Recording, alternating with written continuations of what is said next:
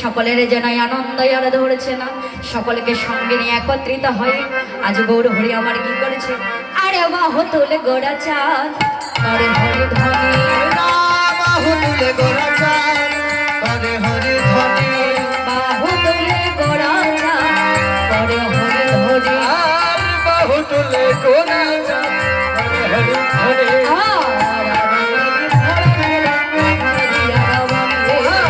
আনন্দে বিভোর ভেল নদীর মনে,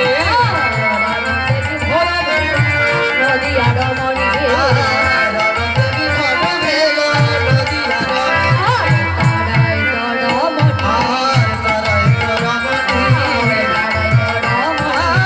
তারাই তরমণি, গোপনে ভাবে গৌরমণি, তারাই তরমণি, ওই না গোপনে ভাবে গৌরমণি, তারাই তরমণি। বাহু তুলে গোড়া চাঁদ করে হরিধ্বনি, আনন্দে বিভোর ভেল, ভেল মানে হলো, কারাই আনন্দে বিভোর হলো, নদী আর রমণী। রমণী কারা বাবা? রমণী শব্দের অর্থ, রমণী বলতে বুঝি আমরা নারী, তাই না? তাহলে যখন সকলে মিলে গৌর হরি সকলকে নিয়ে আনন্দ করছিল, তখন কি নদীয়ার মাঝে শুধু নারী ছিল, পুরুষ ছিল না? তাহলে তখন শুধু রমণী ছিল, কোনো রমণী ছিল না? তাই মহাজন বলেছে, এ জগতে আমরা সকলেই রমণী, সকলেই আমরা নারী। আমরা সকলে নারী না? এখন বাবারা ভাববে কি বলে আমরা নাকি নারী।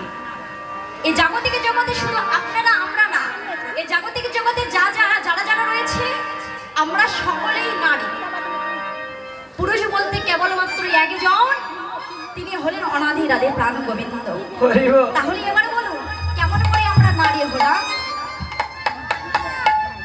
হরি নাম কৃষ্ণ নামের ধ্বনি যার একবার কর্ণ মাঝে লাগে, সে কখনো পুরুষ থাকতে পারে না। সেজন ভাবের দেহ ধারণ করে জনমের মতো সেজন ভাবে রমণী,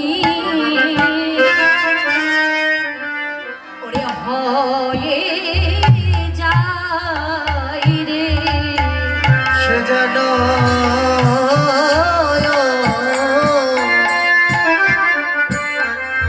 ওইরা ভাব রমণী,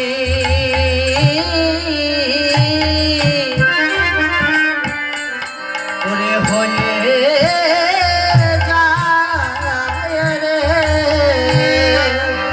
এই না ভাবের দেহ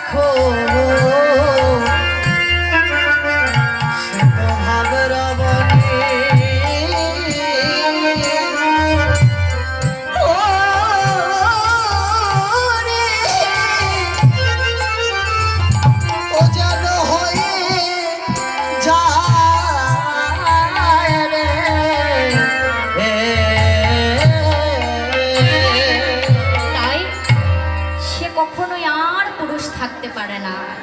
এই দেহ ভাবের দেহ ধারণ করে তারা জনমের মতো ভাব রমণীয় হয়ে যায়।